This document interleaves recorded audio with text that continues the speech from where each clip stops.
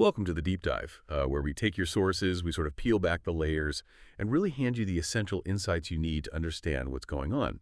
Today, we're diving into a topic that, well, it has a huge impact on your daily life, but you probably give it, like, zero thought. Seriously, think about it for a sec. When was the last time you were just smoothly scrolling through an app? Or maybe streaming a movie, perfect HD quality, no buffering, or, instantly pulling up a file from the cloud, that effortless feel, that immediacy. It's often powered by these tiny, incredibly fast, sort of unsung heroes inside your devices. We're talking about DRAM chips, and these aren't just, any old chips. They're the critical temporary memory, the working memory that lets your smartphone, your laptop, even those massive data centers run super quickly and efficiently. Honestly, without them, our digital world, pretty much as we know it, would just grind to a halt. So our mission today is to really dig into the Global DRAM Chip Market Outlook 2033. We're going to unpack the incredible growth that's expected in this vital sector, understand its global reach, figure out where the key players and regions are, and, most importantly, reveal the forces driving all this expansion, basically giving you a shortcut to being really well-informed on this foundational technology. It's absolutely a critical area because, like you said, so much of our digital life just hangs on something that feels so fundamental. Yet, yeah, we just don't think about it. It's truly right there at the core of our always-on world. Totally. So let's start right there. Okay, let's unpack this a bit. What exactly are DRAM chips for those of us, maybe not building PCs in our basement? Right. Well, simply put, DRAM stands for Dynamic Random Access Memory. Think of it as your device's high-speed working memory. It's the short-term space the processor uses to actively run your apps and handle data right now. So when you open an app or load a web page or even just type something, that info is held temporarily in DRAM so your device can grab it instantly. That's what lets your phone or computer multicast, switch between apps smoothly, keep everything feeling quick and responsive without it getting bogged down. If you don't have enough fast DRAM, even the most powerful processor would just struggle. So yeah, these chips are absolutely foundational to any computing device. Doesn't matter if it's a tiny watch or a massive supercomputer. Right, so it's that key piece enabling your daily digital stuff, but it's totally invisible most of the time. What gets me is just how critical these things are to literally everything we do digitally. You're right, it's the foundation. Exactly. And it's not just about what we need right now. DRAM is, well, it's a crucial pillar for the entire semiconductor industry. It powers computing, mobile devices, sure, but also those huge data-driven technologies worldwide that are, really shaping what's next. Our constantly growing digital demands, whether that's for smarter AI on our phones, bigger cloud apps, or even just like higher res video streaming, they make these chips totally indispensable. The more complex and instant our digital lives get, the more we depend on the speed and efficiency that DRAM gives us. And that demand is just climbing, which kind of brings us to the big picture, right? This is where it gets really interesting. The whole market for DRAM chips, it's set for some pretty explosive growth. We're talking about a global market value that was around $88.6 billion back in 2021. Yeah. And that's projected to shoot up to nearly $197.6 billion by 2033. I mean, that's a huge jump in just over a decade. It really is. And if we connect that to the bigger picture, it's not just significant growth. It really shows this profound, sustained shift in how the world consumes technology. We're looking at a market essentially more than doubling in, 12 years? Expanding at a steady compound annual growth rate, the CAGR of 6.9%. So this isn't some fleeting trend.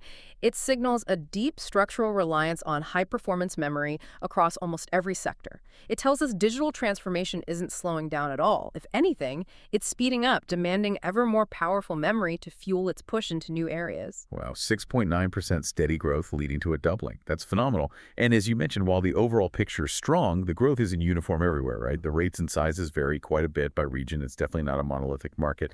So where are these global hotspots? Which regions are really pushing this surge? Well, the undisputed powerhouse, the main growth leader for DRAM, that's Asia Pacific, no question. It's forecast to more than double in size, growing from about $40.1 billion in 2021 to a projected $94.8 billion by 2033. And it's doing that at a really robust 7.4% CAGR that's significantly faster than the global average. Now, this dominance isn't just random. It's directly tied to the region's central role in, both making semiconductors and consuming them. It's where a massive amount of the world's electronics get produced, and it's also home to some of the biggest and fastest growing groups of consumers buying these devices. Right, so it's both the factory floor and the biggest customer base. That makes total sense. And inside this powerhouse region, Asia-Pacific, are there specific countries or trends that really stand out, maybe showing even faster growth? Oh, absolutely. Within APAC, China's projected to lead with a market of around $31.1 billion by 2033. Huge market. Yeah. But if you really want to talk about acceleration, you have to look at India. India is set for the fastest growth in APAC, an impressive 8.3% CAGR, projected to hit nearly $14.9 billion. And this isn't just about population size, it's a clear signal of massive digital leapfrogging. Huge populations basically skipping older tech and jumping straight into mobile-first, data-heavy applications. It's a really powerful indicator for global emerging market trends, actually. We also see, of course, big contributions from established players like Japan, projected at $17.3 billion, and South Korea around $7.8 billion. And beyond those big names, other high-growth spots like Singapore, much of Southeast Asia, they're also showing really strong growth, mostly above 8%. It just highlights how dynamic that whole region is. Wow, that 8.3% for India. Yeah. That pace is really something else. Okay, let's shift gears a bit. Let's look at some of the more established markets, North America and Europe. The traditional tech foundations. How are they looking in this rapidly growing DRAM landscape? What's their trajectory? Yeah, these regions are still incredibly important pillars. They're foundational. Take North America. It's projected to climb from $19.4 billion in 2021 up to $39.5 billion by 2033. That's expanding at a pretty solid 6.1% CAGR. Within that, the United States is, unsurprisingly, the dominant force, hitting about $32.2 billion that total. But what's kind of interesting is that Canada and Mexico are actually growing a bit faster, closer to a 7% CAGR. So there are some interesting dynamics even within these mature markets. Okay. And Europe? Europe's following a similar path. Expected to rise from $16.6 billion to $34.6 billion by 2033. That's advancing at about 6.3% annually. This is led by the big economies like Germany, set to pass $6.9 billion, and the UK, projected around $6 billion.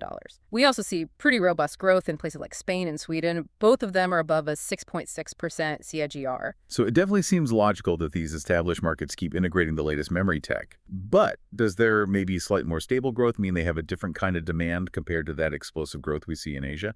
Are they focused on different things? That's a really good question. I think in North America and Europe, you see this deep reliance on large-scale cloud infrastructure, right? Plus sophisticated enterprise computing, advanced research, especially areas like AI and high-performance computing. All of those things are incredibly memory hungry. So even though they have established digital foundations, the constant demand for faster processing, bigger data sets, and just the need to stay on the cutting edge means DRAM is still a critical ongoing investment. It's maybe more about optimizing what they have and pushing boundaries with the latest memory tech rather than, say, building basic digital access from the ground up, like in some emerging markets. That makes a lot of sense. It's about upgrading and advancing rather than initial build-out. Okay, so we've covered the powerhouses like APAC, the stable pillars like North America and Europe. But the global growth story isn't really complete without looking at the incredible acceleration happening in what we might call the emerging markets around the world. These regions are bringing some really exciting new dynamics to the whole DRAM picture. Absolutely. These are really critical areas for future growth. You look at South America, for instance, we're seeing healthy expansion there. The market's growing from $5.4 billion in 2021 to $12.5 billion by 2033. That's a solid 7.2% CAGR. Brazil's leading the charge there, hitting $5.2 billion, but Argentina is actually accelerating even faster, around 7.7% CAGR. Oh, interesting. Then you have the Middle East, projected to go from $3.7 billion up to $8.5 billion, growing at 7.1% CAGR. That's led by Saudi Arabia at $2.1 billion and the UAE close behind at nearly $1.5 billion. And actually, the UAE has the region's fastest growth, an impressive 7.8% CAGR. Wow. And then there's Africa. It's set to expand steadily, increasing from $3.4 billion in 2021 to about $7.6 billion by 2033. That's a 6.5% CAGR. South Africa leads that regional growth at $3.3 billion, with Nigeria getting close to $1.2 billion. These numbers, taken together, they really show this truly global wave of digital adoption. What's really fascinating is just the sheer breadth of it all. It really highlights how all these different economic engines are now demanding high-performance memory. These emerging markets are clearly having their own digital revolutions. But what's really pushing that acceleration? Is it mainly just more people getting phones, or are there other things at play? It's definitely multifaceted. Mobile penetration is huge, yes, but it's also combined with expanding internet access, a growing middle class in many of these places, Yeah. and also growing domestic tech industries creating their own local digital services. They might be starting from a smaller base, sure, but those rapid growth rates signal a really profound shift in global connectivity and tech integration. It basically means the fundamental need for efficient, fast memory is now a worldwide thing. It reflects a more interconnected and, frankly, digitally hungry planet. The digital wave is truly global, and DRAM is right there, riding the crest. Okay, so we've seen the really impressive numbers. We know where the growth is happening pretty much everywhere, but at different speeds. But let's get to the why. What's truly fueling this engine? What forces are making DRAM chips so indispensable?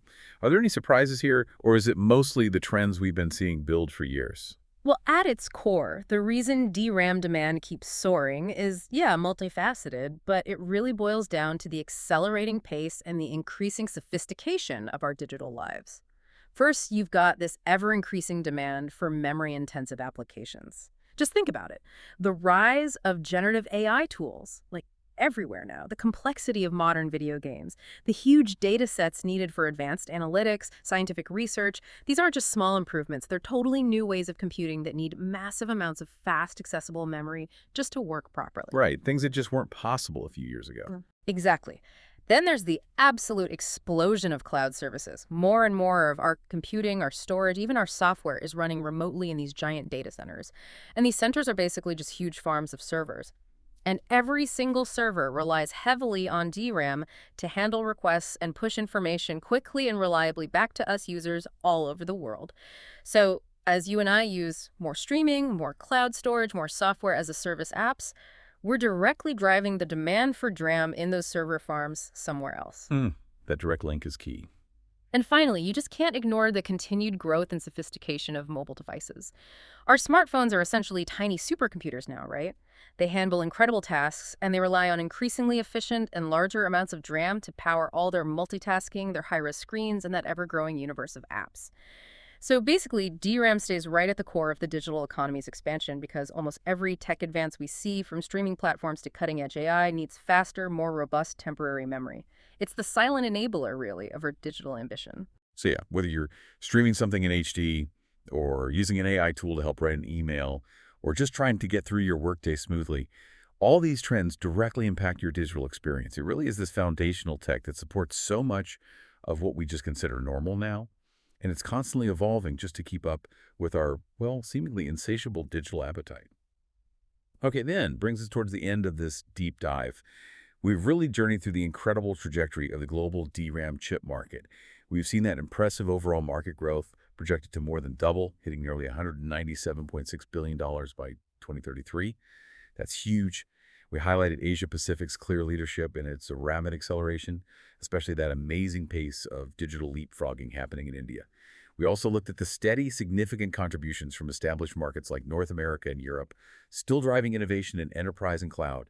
We explored that dynamic expansion across emerging markets, South America, the Middle East, Africa, each adding their own energy to this global boom. Yeah, and I think what we've discussed today really underscores the fundamental importance of DRAM. It's this vital, often unseen component that's just fueling our increasingly digital world. It's not just a chip. It's really the engine enabling those seamless, instant experiences we've all come to expect, even demand. Its continued, accelerating growth is just such a clear sign of our collective reliance on instant access, high-performance computing, and connectivity everywhere on the planet. Absolutely. A truly global phenomenon. So maybe a final thought to leave people with. As we become even more reliant on instant access and data in, well, pretty much every part of our lives, what surprising new sectors, maybe things beyond our current digital mainstays like computing and phones, might become heavily dependent on DRAM in the next decade? And, how might that kind of unforeseen demand shift this global market landscape even further? Something to maybe mull over as you go about your digitally powered day. That's an excellent thought to leave everyone with, and just a great reminder of how deeply this technology runs through everything now. Thank you so much for joining us on the deep dive. We hope you feel thoroughly informed and maybe just a little more appreciative of those tiny, powerful DRAM chips working away silently for you. We'll catch you next time.